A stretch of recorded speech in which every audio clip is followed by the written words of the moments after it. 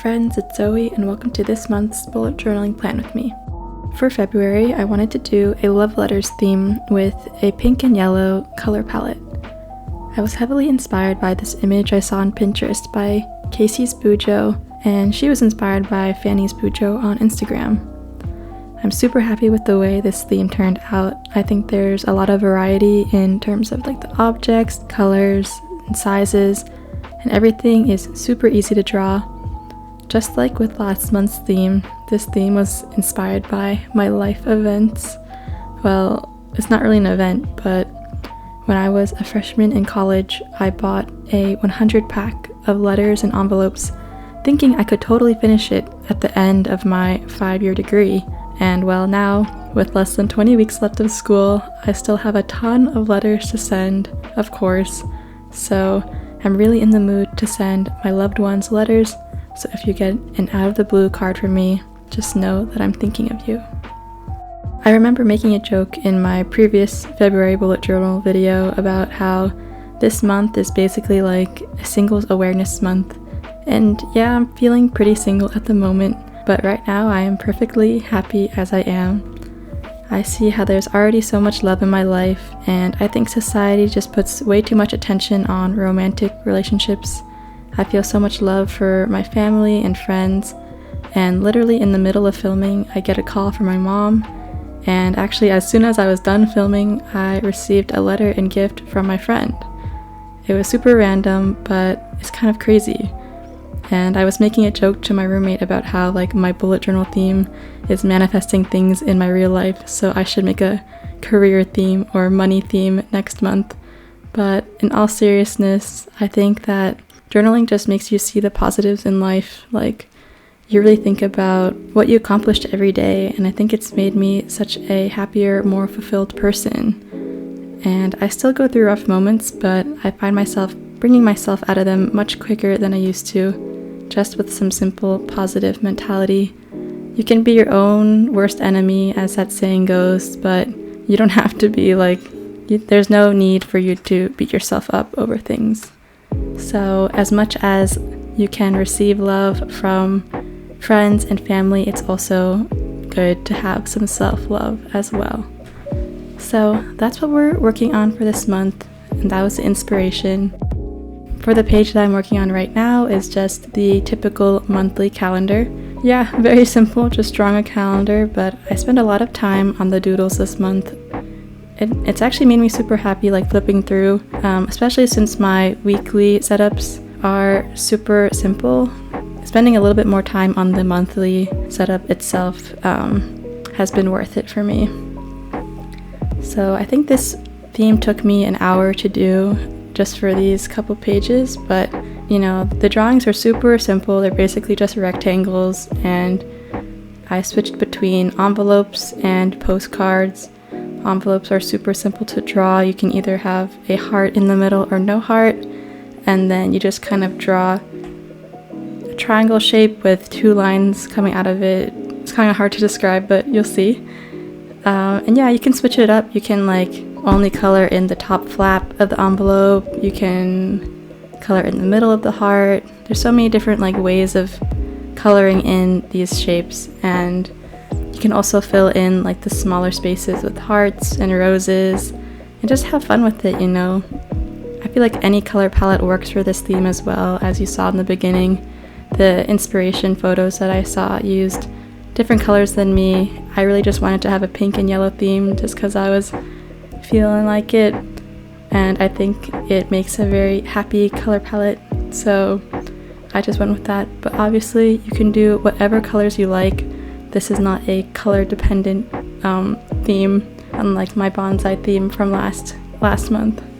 So yeah, later you'll see me write a quote on the top right of the page too, and the quote is by Rumi, who is a famous philosopher from the 13th century, and he is a Islamic scholar as well. I was going to try to look up some fun facts about love letters because of the research that I did in my last video about bonsais, but honestly, I didn't really come across anything too interesting to me.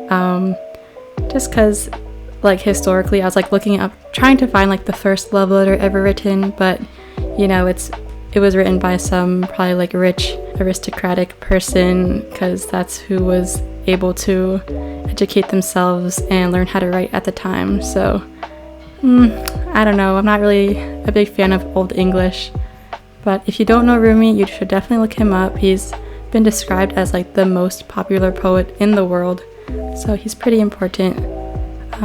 But the quote that I wrote is, "Your task is not to speak for love, but merely to seek and find all the barriers within yourself that you have built against it."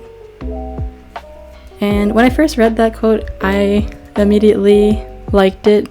Not that it's a bad thing to like look for love in your life, because I also think that that's totally fine and just like a human desire that's like innate in ourselves, you know, not to be redundant, but it is innate. Like, we are social creatures, of course we want to look for a connection, but I think it's also important to look within yourself and see what kind of walls you have built up, because I know everyone's done that. We all try to protect ourselves as well. We try to protect our emotions and stay strong, but it's also good to let others in and be vulnerable.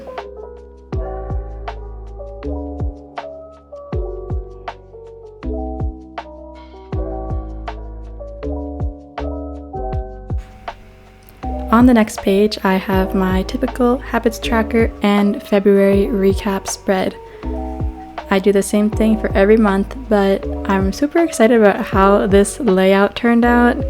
I love how I drew the letters like flowing across the page. It kind of connects to the page before, which I just realized now, so that was a happy accident, as Bob Ross would say. But yeah, I had like the urge to switch up my habits like I do every month, but I fought the urge this time, and since I know it takes like 90 days to build a habit, I've decided to just stick with my same habits that I did last month for 3 months. If I keep changing up everything like I usually want to, I'll never know what happens if I don't. So as I did last month, I had like 4 easy habits and 4 challenging habits. The 4 easy habits are like things that I can do daily that take like less than a minute to do, or literally no time at all. Like 2 of them are like not scrolling in the morning and at night, and the other easy ones are like doing a couple push-ups and a short plank. And I really want to try doing it every day and just seeing like if there's progress. So yeah, those are just like my little experiments I'm doing. And then the more challenging habits I have are like my hobbies, basically, with video editing, reading, and journaling. And then the 4th one is just calling a loved one, especially since I'm trying to write these cards to people to send out. That counts. So I will be focusing on that throughout the month. And then on the recap spread, I have my 4 things I want to kind of summarize at the end of the month. So that includes my favorites, my growth, my highlights, and my food. In the growth one, I'll write down any life revelations or lessons that I've learned that month. In my favorites tab, I kind of write what I'm into this month, whether it will be movies, TV shows, music. Last month I also was really into going on a morning walk. So those are things that just like bring me joy that month. And highlights is also something that like brings me joy, but they're mostly like events that I did with friends and family and stuff like that. And for food, that typically includes things that I cooked, but it can also have like restaurants and stuff like that.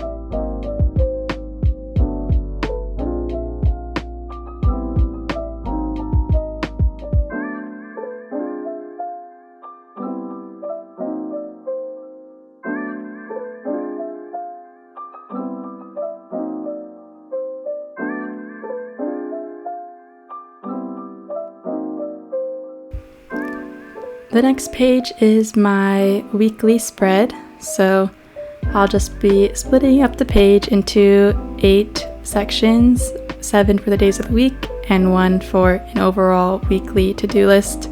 You can see me drawing like a letter coming out of an envelope, and that'll be where I write what week of the quarter that I'm in. So I'm in week 4.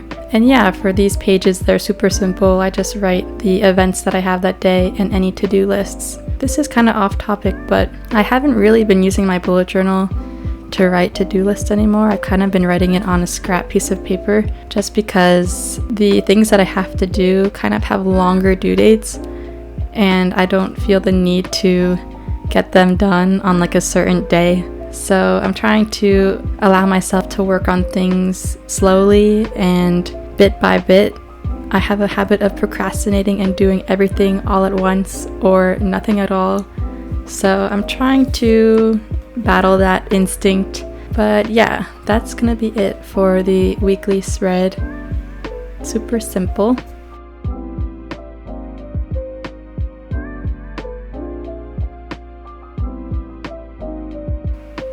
Now I'm just flipping back to my themes page. I'm super excited to see how this page will look at the end of the year, just with all my themes. Like having this one little page actually really motivates me to think of like unique theme ideas, or maybe not unique since I kind of copied this one, but just putting more effort into my themes. And I actually do feel very happy with the way that the bullet journal is coming out so far. I mean, it's only been 2 months, but I'm excited. If you guys have any theme requests, please let me know and I will keep them in mind. I realize every time I'm going to fill out this theme spread, I'm going to expose how often I clean things in my house, but that's okay. Don't judge me. You know, when's the last time you cleaned your desk? Okay? I don't know. I didn't mean to attack you. Sorry. But yeah, moving on to the flip through. Here it is. Thank you so much for watching. If you enjoyed, let me know, and be sure to like, comment, and subscribe. And I'll see you guys in the next one. Thanks again. Bye.